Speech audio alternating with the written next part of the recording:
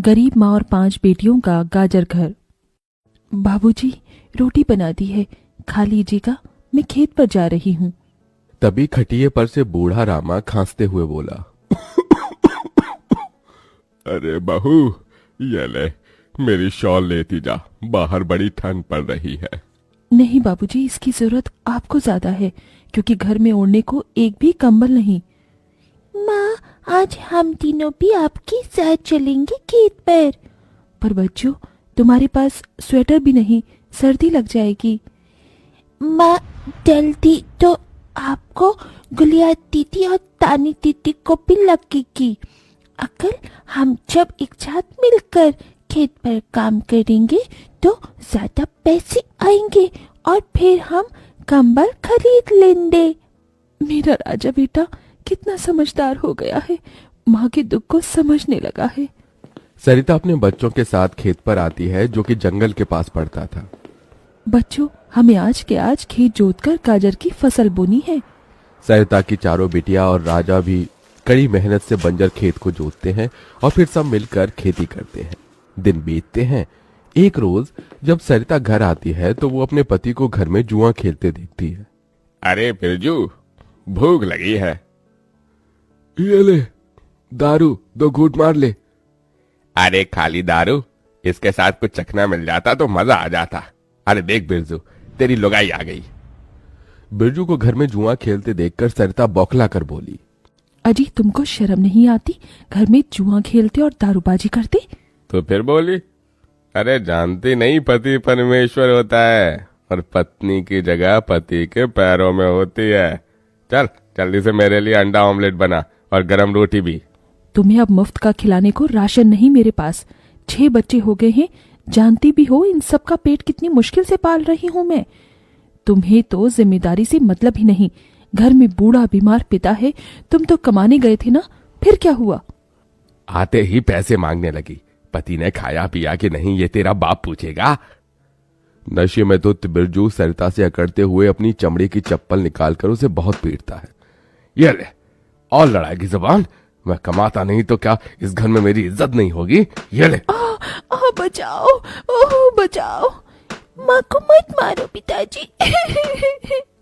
तभी लड़खड़ाते हुए बिछौने से उठकर बूढ़ा रामा कहता है, अरे निकम्मे, छोड़ दे बहू को, निकल जा इस घर से तू, और फिर कभी शक्ल मत दिखाना। अरे ये मेरा घर है, मैंने बनाया है इसे। बिरजू चला जाता है। तभी रामा रोते हुए बोलता है, अरे जाने कैसे उड़ाऊं बेटे को जन्म दे दिया है मैंने। मेरे हाथों भारी गलती हो गई जो इसे तेरी शादी कराई। बहू माफ कर दे मुझे। पर उस 5 बेटियों की गरीब माँ का दुख इतना ही नहीं था कि एकदम से जोरदार तूफान उठा और झोपड़ी की छत हवा के झोंके से उखड़ कर गिर गई। हे भगवान, इतना भयंकर तूफान! तानी, गुड़िया, अंजू, तुम तीनों सोनी, राजा और मुनिया को लेके बाहर निकलो, मैं दादाजी को लेकर आती हूँ। उठिए बाबूजी। नहीं बहू, तू जा, मेरा समय आ गया है। तुझे उन 5 बच्चियों की सौगंध, तेरे बाद उन्हें देखने वाला कोई नहीं। जा बहू, जा। सरिता के बाहर निकलते ही पूरी झोपड़ी गिर जाती है। सरिता छाती पीट पीट कर रोने लगती है। बाबूजी। अरे कैसा निर्दयी है रे तू ऊपर वाले! क्या मिला आखिर, क्या मिला तुझे मेरा घर उजाड़ कर? तू खुद तो अपने घर में सो रहा है और मेरी 5 बेटियों को बेघर कर दिया। जवाब दे, तू बोलता क्यों नहीं? सरिता को टूट कर रोता देखकर उसकी 5 बेटी भी बिलख बिलख कर रोती है। चुप हो जाओ माँ, रो मत। माँ, मुझे जल्दी ठंड लगती है। हे भगवान, इतनी बर्फ गिर रही है, मुझे इस ठंड से अपने बच्चों को बचाना होगा। सरिता सबका दरवाजा खटखटाती है, मगर कोई भी मुसीबत में उसकी मदद नहीं करता। हार कर वो अपने जंगल वाले गाजर के खेत में आ जाती है और सब रात भर ठंड से कांपते ठिठुरते हुए बीतती है। माँ, बहुत भूख लगी है। हाँ माँ, मुझे भी भूख लगी है। तभी सरिता की सबसे बड़ी बेटी तानी खेत में देखती है जहाँ लाल लाल गाजर उगे थे। देखो माँ, हमारे खेत में तो गाजर तैयार हो गए हैं। फिर तानी अपने सभी भाई बहनों को गाजर तोड़ कर देती है। ये लो मेरी बहनों, गाजर खा लो। अपनी बेटियों को ठंड में ऐसे देख उस गरीब माँ का मन अपार दुख से भर जाता है। अपनी इस गरीब लाचार माँ को माफ कर देना बच्चों, तुम्हें ये ठंड भोगना पड़ रहा है। तभी एकदम से दिन का माहौल रात सा हो जाता है और तेजी से बर्फ गिरने लगती है। बाप रे बाप, एकदम से इतनी ठंड, ऐसे तो बिना घर के हम बच नहीं पाएंगे। तभी सरिता अपना आंचल उन पर उड़ाती है, मगर बच्चे थरथरा उठते हैं कि एकदम से गुड़िया कहती है, माँ, तानी दीदी, हम अपना घर बना सकते हैं। मगर कैसे बिटिया, हमारे पास पैसे भी तो नहीं। माँ देखो, हमारे खेत में कितने सारे गाजर उगे हैं, हम इसी से अपना घर तैयार करेंगे, पर हम सबको साथ मिलकर मदद करनी होगी।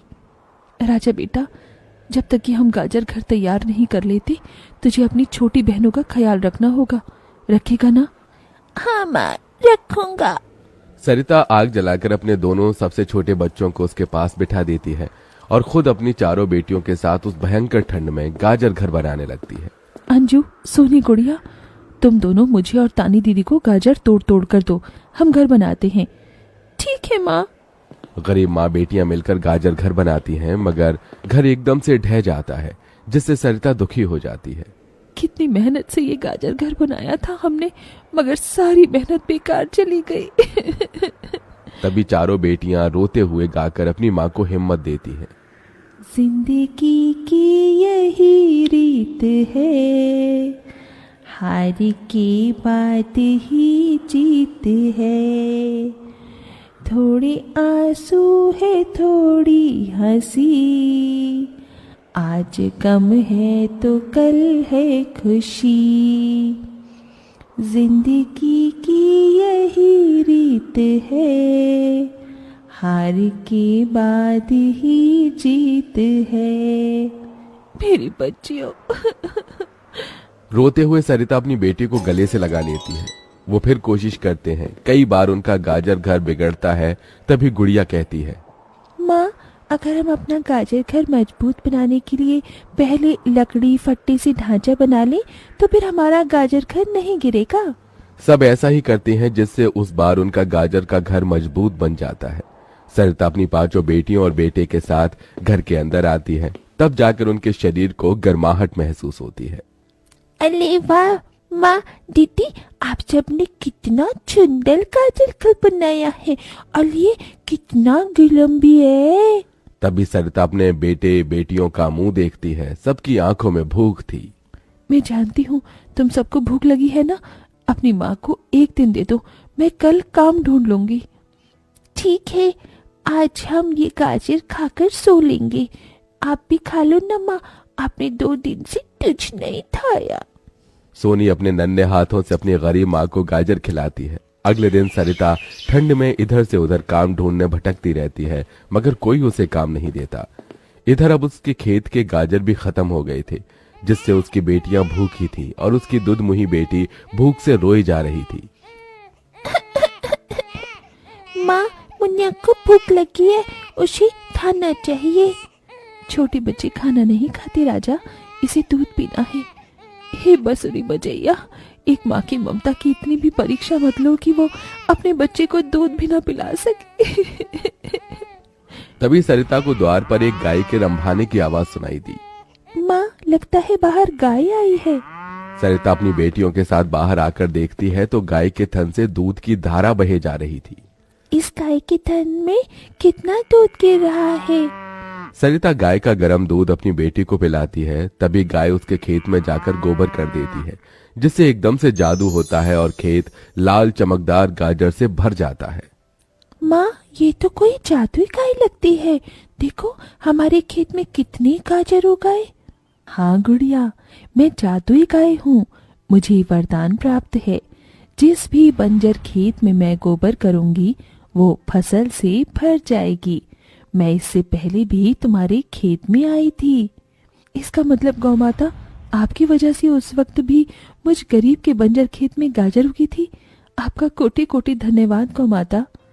माँ, तुम काम ढूंढ रही थी ना, अब मैं ढूंढना। तुम तो कितना अच्छा गाजर का हलवा बनाती हो, और गाय के दूध से खोया, घी, दूध सब बनता है। तुम हलवा बनाकर बेचो। सरिता उस गाय के दूध से घी खोया तैयार कर लेती है और गाजर का हलवा बनाकर बेचने लगती है, जो कि लोगों को खाने में स्वादिष्ट लगता है।